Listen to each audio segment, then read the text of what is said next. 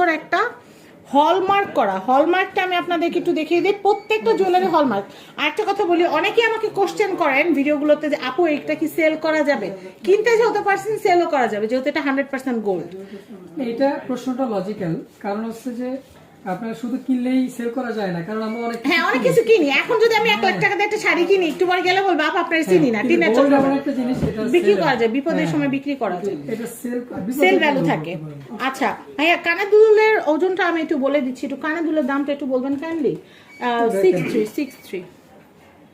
63 এটা 8000 টাকা প্রাইস পড়বে। 8,000 টাকা।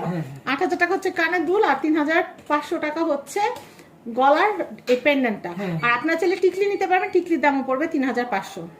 তো আমি এটা একটু দেখাচ্ছি। এইটা ভাইয়া আমাকে ওই হাতটা একটু দেখান তো। এইটা কিন্তু আপনারা চাইলে কিন্তু 2টা ফরম্যাটে নিতে পারবেন।